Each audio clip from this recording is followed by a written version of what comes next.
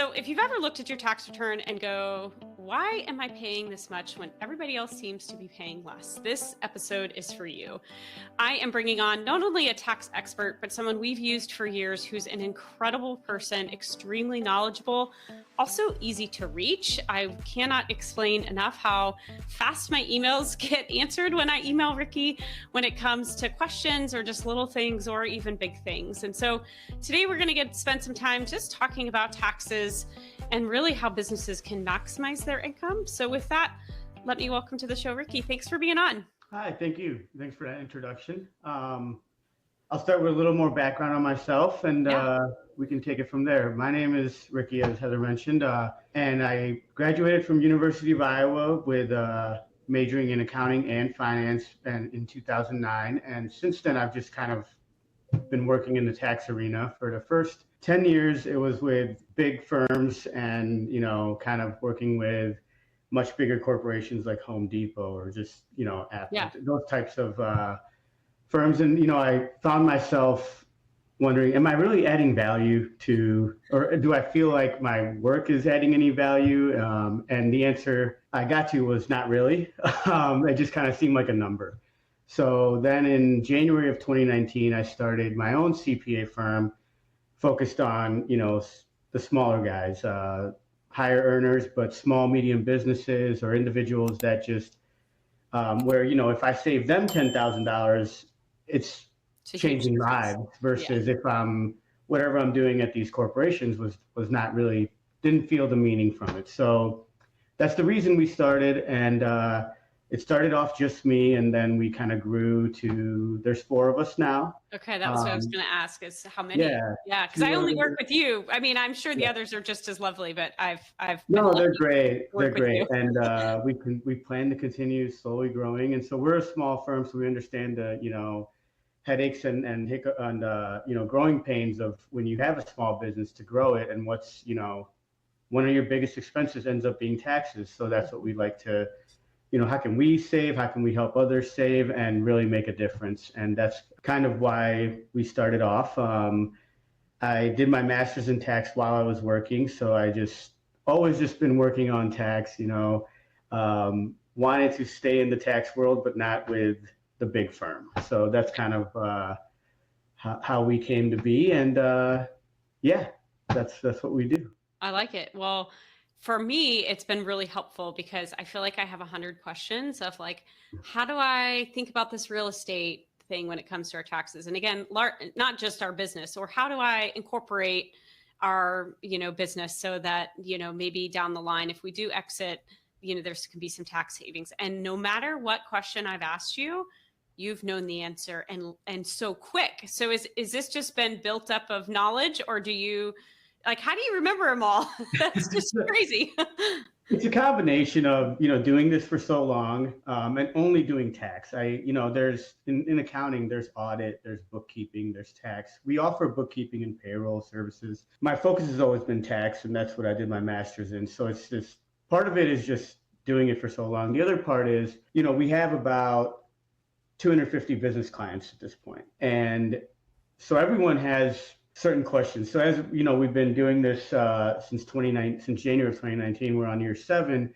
So we've just seen a lot of the questions that arise, and then as you work with them, you kind of just have the experience then from it.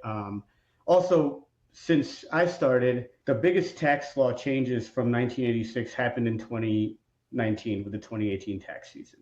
So we had to relearn a lot of the tax code from fresh. That was with the Tax Cuts and Jobs Act from the first Trump administration.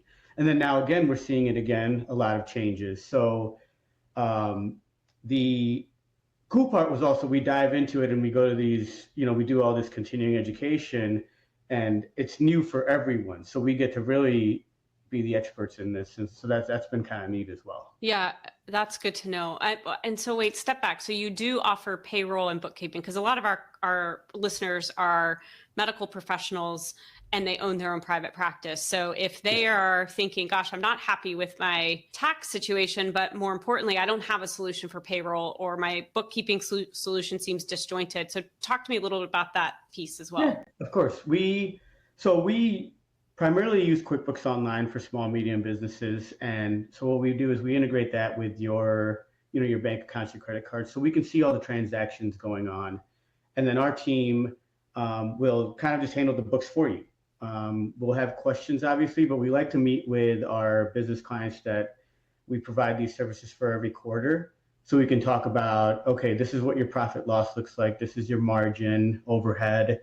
And these are places we can save on taxes. What are your plans for year end? Do you plan to buy things or not? And payroll, we kind of run it, based on the business's schedule, is whether it's bi-weekly or twice a month or monthly, however they have it set up. But the office manager at that private practice or whoever they have in charge of getting us the hours, we would take the hours, we run the payroll. That would take care of all the quarterly payroll filings due with the Fed and the state, Social Security Administration for the Social Security Medicare filings, unemployment insurance, and based on your local jurisdiction, if you have any other payroll taxes that you have to handle. I think you were in Denver once. They had a occupational privilege head tax that was other jurisdictions may not have. So we would handle all of that. So it's basically just a one-stop shop. So you don't have to worry about any of it. And then we do the tax planning with you as we go. That's nice, because for us, like, a lot of our employees are remote in different states, and the fun of all of the different requirements in all the different states of all the things, like setting up even just setting up all the accounts to say, okay, how do I pay these taxes in these different states? I mean, it's like a pain in the rear end. So that's nice to know. It's a lot. That's exactly right. It's a lot. So agree. Okay, good to know. So let's focus on, okay, so if I'm a medical practice, what are, some of the things that medical practices can evaluate, right? I don't want to say always lower their tax bill, because I know it's different for everybody. And so if I'm a practice though, and I'm like trying to think through, okay, what are the things I can think about? What would your expertise say? Yeah. So if you have your own practice and it's, you're running it, there's obviously first thing is structure. How are you structuring the practice between an LLC or an LLC tax as an S Corp, or did you go the C Corp route and are you trying to grow it and have stock shareholders when you're going to sell it one day? And those are three of the big entity structure types. If you're just an LLC, you're likely getting extra taxed on your Social Security Medicare, because everything you make is going to hit the self-employment tax piece, which is Social Security Medicare. And then on top of that, you have income tax. And when you're self-employed, Social Security Medicare comes out to 15.3%. So just for an example, if you make 100K and you pay 20% in income tax, there's 20,000 right there, but then another 15K to Social Security Medicare tax. So you're taking home 65K, not even talking about state income tax yet. Yeah. If you do the S Corp election, you can still be legally an LLC. It's an easier structure legally, but you can do an S Corp election and right away just make that same 100K, make your salary 50K instead of, and 50K you take in owner draws. Right there, you saved $7,500 from only paying Social Security Medicare tax on 50K. Obviously, that's 100K. Income goes up, the savings become much more. Yeah. This is just easy math with the 100,000. And do you have to keep going up in salary, or does it max out at some point? So the rule is the IRS wants reasonable compensation. What's reasonable compensation? It's kind of gray, but there's case law that says, they don't want you evading Social Security Medicare tax, but they understand when you're self-employed, you're paying both halves. Yeah. So whereas an employee, you only pay one half of it. So they understand you're getting hit with that. You're getting hit with paying others. You pay their Social Security Medicare tax, half of it. So they want to give you a break. So reasonable comp would be, something that someone in your industry could make likely, or if you were an employee, what would you be making? Got it. We look at it like, don't evade the Social Security Medicare tax. So if your business take home is 100, you can't make your salary 10K and just say only pay Social Security Medicare tax on that. There's also the part where sometimes you want to have the salary be enough so you can do your retirement contributions, because that's based Yes. on the salary. You also want to look at, are you paying in the Social Security enough? So because when you collect your Social Security, when you retire, it is based on how much you've put in. Yeah. And the formula is based on 10 years of, it's a complex formula, but you don't want to evade it, because you want to have that benefit of collecting Social Security. You also want to, your retirement contributions are based on how much you set your salary to. So there's a lot of factors, but we try to find a sweet spot where you're not overpaying on tax, but you're also getting the deductions and the benefits of paying into these taxes. Got it. Yeah. And what has been nice as a client of yours is actually like what we just did a couple weeks ago or whatever that was, where we sat down and kind of looked at some of those things and we talked about 2026 planning, which was really helpful.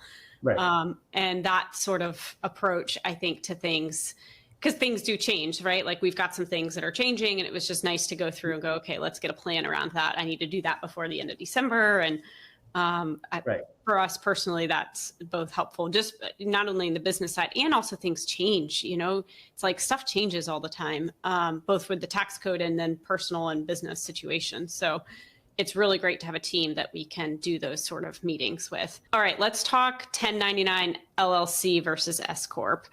In terms of like employees, or if I'm an employee of somewhere, like, is it good to be a 1099 versus a W-2? And just give me a little bit about how you think about that, because we've got listeners who may be like doing some locum stuff on the side as well. Yeah. So, well, I'll start with, when you're a W-2 employee, like let's say you work for a hospital as a W-2. The first thing is sometimes you just have to be a W-2 legally. There's labor laws that say this is how we define employees, and this is how we define 1099 contractor. The tax code loves the LLC, S Corp, 1099 contractors. That's where you can get creative with deductions. As a W-2, you used to be able to have some room for creativity prior to 2018. Prior to 2018, as a W-2, part of your itemized deductions included, your accountant's tax prep fees. So what I charge, your financial advisory fees, what maybe your Edward Jones planner charges, and also unreimbursed employee expenses. So if you have a W-2, you're working at a hospital, but you're buying a computer and you're using it for work, or you're buying some office supplies or your meals, you can turn those in as itemized deductions and get a deduction. Starting in 2018 forward, they said no more. Everyone was taking advantage of that. They were writing off a lot of personal things they didn't use for work, but how would the IRS know? Right. So what they said is, if you have these unreimbursed employee expenses, take them to your employer, turn them in, your employer can pay you, and your employer can take the deduction. Chances are a lot of those deductions your employer is not going to cover. If you say, oh, I bought this lunch, or I bought this computer and I use it for work sometimes, they're going to say, we provide you a computer. You don't need that extra computer, right? So that's where we got rid of that. Now, the only place to get deductions against your, earned income is if you are an LLC, S Corp, or getting the 1099 income. Even if you don't do the LLC, you get 1099 income, you can deduct anything you want against it. Now, technically, it should be for bona fide business purposes. It should have if you spend the money for a business, it's a good deduction. But again, where's the burden of proof? And that's where, gray areas come in. But if you're eating meals and you're talking about work, deduct it. If you are your home office, you can deduct against your 1099 income. If you're running payroll for others that work for you, that's a good deduction, but you can also put your kids on your payroll if they're doing some work for you. I have young kids, but they're model on my website. They put stamps on envelopes and they think it's stickers. I was about to say, mine are stuffing envelopes right now with thank you cards, and they're going to be sending those out over Christmas break. Exactly. So you throw them on payroll. If they're under 17, up to the standard, and even if they're not, up to the standard deduction right now is $15K per person. So you can pay them 10, 12, 15K, depending on if they have any other income. You pay no income tax on that, and neither do they. And that's a good deduction for you. So you got 2-3 kids, 30 to 40,000 in deductions. without paying any income tax. When they have earned income, now they can start a Roth IRA and it grows tax-free. So you do that year after year, and they're going to be set up for retirement very well. And that money comes out tax-free when they take it out. So there's a lot of opportunity in that 1099 contractor space or having that small, medium business versus the W-2 space where if you're a W-2, you can't employ anyone. You can't write off your vehicle or your home office or your, different things like that, meals, anything. So when the opportunity is there, if your employer will allow it, I would recommend doing the 1099, but work with an accountant and get all the deductions and make sure because otherwise anything you take home as 1099 on an LLC, if you don't do the S Corp election, you are paying self-employment tax and income tax, and you're paying both halves of that Social Security, Medicare. So you could end up screwing yourself and paying more if you don't take advantage of all the tax loopholes when you do that. So it's just important to have the knowledge to really be able to take advantage of it. Got it. Yeah. I mean, and that's what's been helpful is I think everybody's situation is different. And so it is easy to get kind of misconstrued by social media. And we'll talk about that next, but just different things out there that it's easy to screw this up, I think, because there are so many nuances and it is so dependent. I mean, maybe there's some generalizations that you can make across businesses, but it is helpful, I think, to know everybody's situation is again, just a little different. So, and one thing I'll touch on is the industry does matter. So, if you're a dental practice and you're writing off a pickup truck, the IRS does have their database of how they randomize audits, and they look at certain deductions you're taking and which field would expect that kind of deduction. So if you're a realtor, they expect vehicle 100% deduction because you're driving around all day. Right. To clients or to sites or whatever it is. But your commute to and from your office is not supposed to be a good deduction. That's just considered your regular commute. So why is a dental office writing off a pickup truck? That might create a flag. Yeah. So you want to pay attention to your industry. What are the normal deductions and what might be flagged, and also make sure you're within the thresholds of taking that deduction for your particular industry. So that's something where every situation is slightly different. So a good deduction for you is not going to be always the right deduction for someone else. But that's where we come in and try to look at that and make sure you're not going to raise a flag with anyone. Yeah, that makes me just absolutely terrified. Not because I don't think we'd pass an audit. Like, I don't think we're doing anything that isn't right. But it's just the time it takes to actually do an audit. Yeah. I have a friend who just got audited in New York. She actually is a W-2, so it was like she's a partner. But anyway, she got flagged from the state of New York and had to do, and it was, I don't know, she said 40, 80 hours a week that she was for multiple people on her and her accountant and everybody. I mean, she's like his most awful experience. So like, but I feel like sometimes it's random, or are there, I guess things like you just described where you can try and make sure that you don't do those things to flag yourself, but otherwise you just hope and pray. It's still random. Even with those parameters, what they'll do is, okay, let's grab everyone that took this deduction and put them in this bucket, and then we'll randomize 1% of those get audited. Got it. So it's still in a random sense, but you can lower your chance of being in that random bucket by doing the appropriate things. Your filings and deductions are in a certain threshold. Got it. Okay, good. Just because the idea of that again. So, I guess you've probably had clients who've been through audits, and I guess your team assists in that sort of thing in those circumstances. We do. Yeah. If you are within the, if you're doing something fraudulent and you're on your own deductions, and so we took them, we're going to sit that one out. But fair enough. If it's all kosher, we will help support. Yeah, I get that. Okay, what are some of the misconceptions you guys see coming your way? And I do want to talk about AI, just like what you see as the future. You just got back from a conference, so curious, know what you're learning. But do the misconceptions first, and then we'll do AI. Maybe they go together. Sure. They absolutely do. But for misconceptions, these days, especially in the last few years, I've been getting a lot of, a client will forward me an Instagram video. and it'll say, you can write off your entire kid's K through 12 education if you just make a trust or something. That's not true. And false. This is bad information. Now, I mean, I'm sure in the medical field, you guys see it a lot with everyone's got a medical degree on social media now and is saying, this is going to save your life, or this is giving you cancer, or whatever it is. If you eat this, and it's similar in, I think, a lot of industries right now with just how much everyone has a voice on social media. So, one of the things I did see is a client did email me about that trust, and you can write off your kid's education and this and that. But, a part of that might, if you just Google that, and you might get a little bit of that is true. But all the income all of that expense that goes to your kid that's spent on the kid is income to the kid, and then they pay tax on it. So sure, a little bit of it might be written off, but it's taxed again. So it's not necessarily, it's called an income distribution tax, that you're just shifting things and you're not getting the whole picture of what they're saying just on a quick, Instagram reel.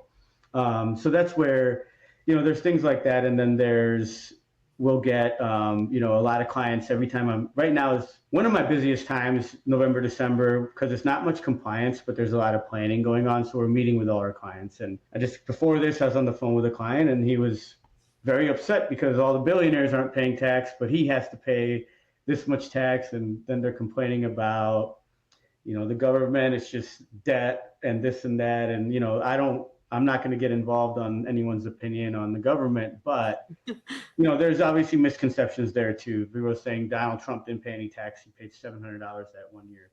Yeah. But if you look at what he paid to China, it was over $200K that same exact year. They're also, once you have a certain amount of money, you can also, spend it to take a deduction, and especially in real estate. Yeah. Because they have bonus depreciation, like that's all back right now. So if you made $200K and then you took a loan for $200K and bought another commercial property, a lot of that build out with these cost segregation studies, we can deduct 100% of that right now. So it looks like you have zero income, even though you made $200K and the deduction you took was from a loan. So the loan doesn't get taxed. So it looks like there's no income and you don't pay any tax. But at the same time, if you just have income and you're not making these business moves to buy more assets or grow your business, you're not going to have those deductions. So it's a lot of it is, what are you doing? And then do you want to take that risk every year to spend money, or, what's your personal situation? A lot of people are a little more risk averse based on how old their kids are or what's going on in that situation. And, I never say spend money just for a tax deduction, because then you're creating assets and things you don't need.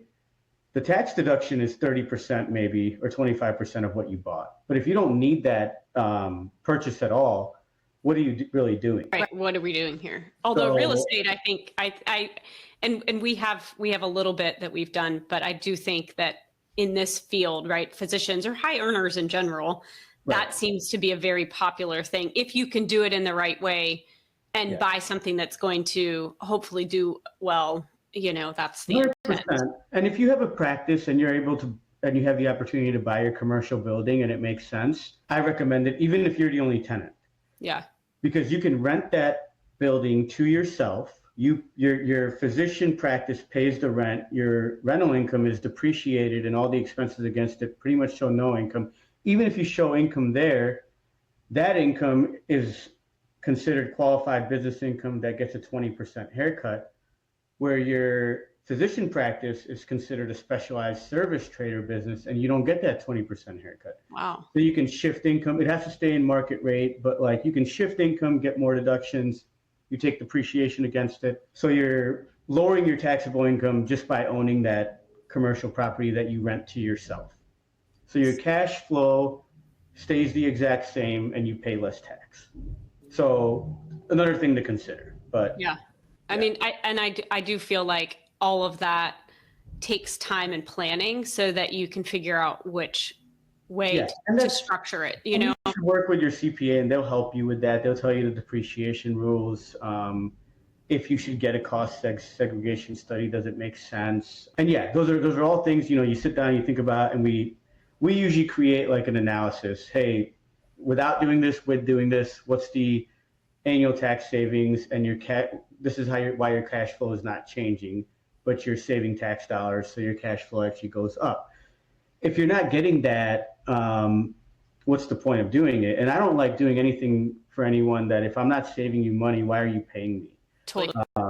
If I charge you $1,500 to do an election for you and do all this work for you, you better be saving more than $5,000. Otherwise, why'd you pay me $1,500 for this work? That doesn't make sense. Right. That's kind of how I look at the cost benefit for clients. And we kind of go through that planning, but yeah, that's kind of, misconceptions. There's social media. There's obviously people don't want to pay tax because they hear all these corporations aren't paying tax. There's also a misconception there with, well, they pay employees. The employees pay tax. They pay half of everyone's Social Security, Medicare. They're paying sales tax on certain things, or use tax. Sorry, not sales tax, use tax. So there's other taxes they end up paying. But yes, of course, it's always going to be unfair. But can you take advantage to the best you can in your situation? And that's what we like to see. Yeah, strike that balance. All right, AI. Do you feel like that's going to come and replace all of us humans? I mean, I have my own biased opinion on that. My son, who's 12, I think we have kids that are similar ages. He's running around going, I don't need to do my homework because I don't need to learn how to spell because ChatGPT is going to spell for me all the time. And we have that. He actually did a full debate in his class. He's in a debate class in 7th grade. Yeah. And it was for AI and against AI. And his was for AI, and actually the against AI was the team that lost in his grade. But anyway, it's just a big topic, I think, these days. And so we're curious if that was brought up at your conference recently or your thoughts around this. Yeah, it definitely was. And there were 2 courses I took on the AI and the future of AI in our industry. You think about the future of AI in any industry, my kindergartner, they give her an iPad at kindergarten. Yeah. We don't own one at our house.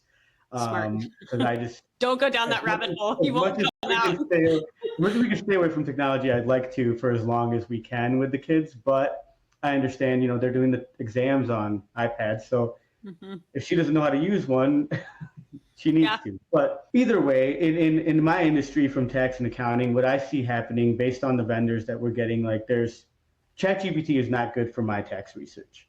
I've seen it be wrong many times, but they do have tax and accounting models that, obviously are a little more expensive and they're specialized, and all the data feeds into that is from, tax case law, accounting law, the IRC code.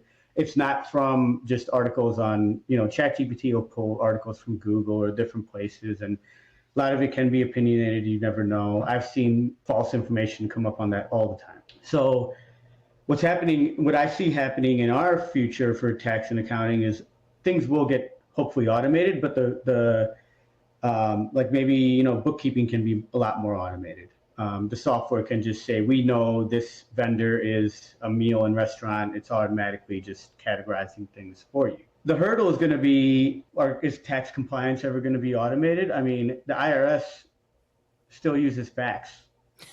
They haven't gone, they're trying to get more digital, but they keep getting their hurdles with no funding. They're furloughing a lot of people. They got cut 35%, so they don't have the budget to get IT in there.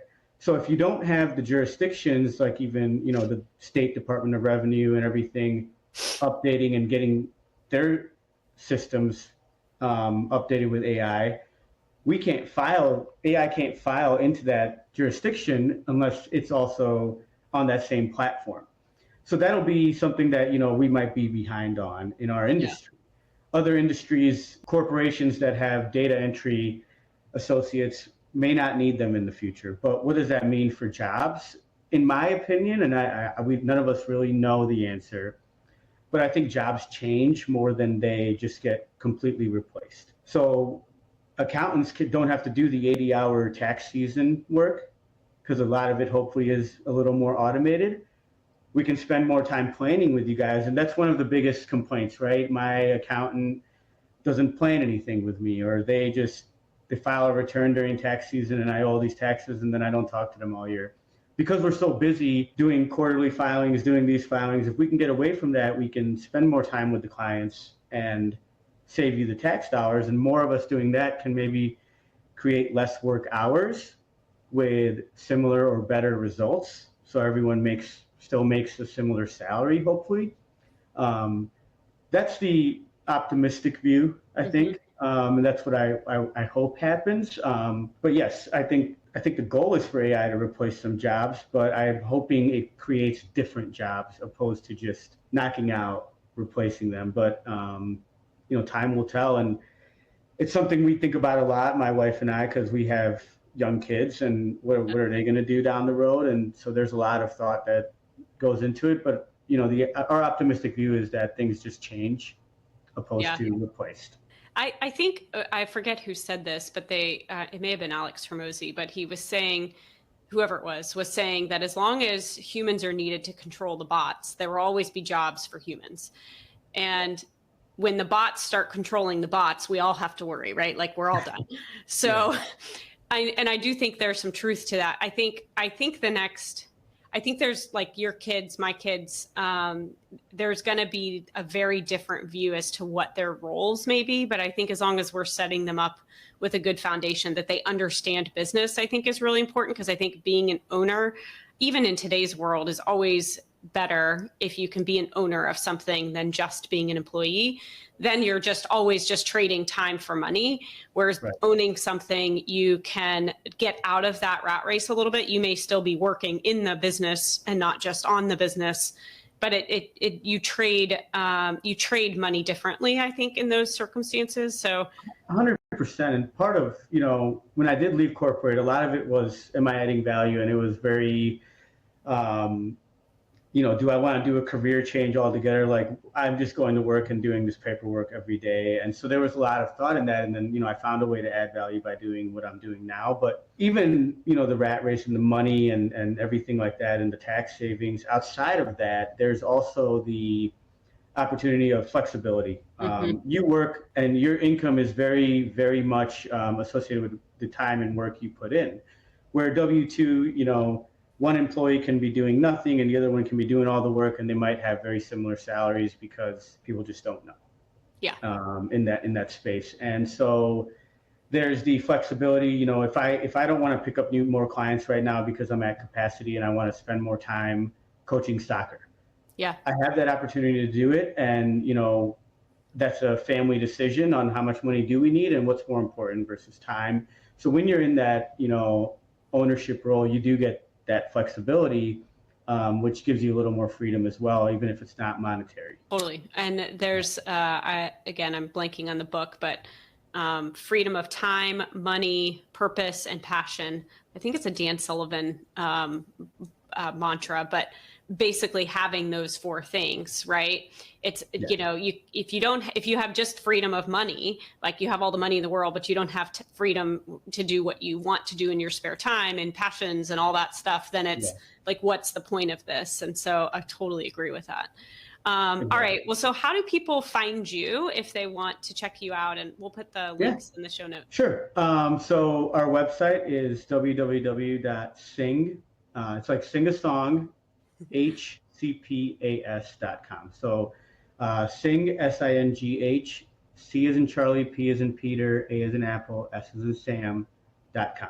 Perfect. That's our website. It's got all our contact information there. You can see our team, the four of us, and meet the family. And then my email is my first name at my last name, CPAS.com. So my last name is Singh, SINGH. So it's Riki, RIKI, at Singh, SINGH, CPAS.com. But visit the website. Everything is there. Phone number, email, our portal you can sign up for. And, you just basically right now we are hoping to take on new clients. We aren't actively marketing so much, but happy to work with anyone. We work nationwide. We have clients in California, New York, Michigan, Minnesota, pretty much most of the states. And, that's kind of how you can reach us, and, look forward to hearing from anyone that is interested. Perfect. We'll put all of those links in the show notes so folks can go and head there. It was great chatting with you. Good catching up last week too, just on all things planning. So just makes us feel a little bit more secure about what's going on in 2026. So we like it. Thanks for being on. I appreciate you coming on and just chatting with me. So thank you. No, thank you so much. This was lovely. And take care.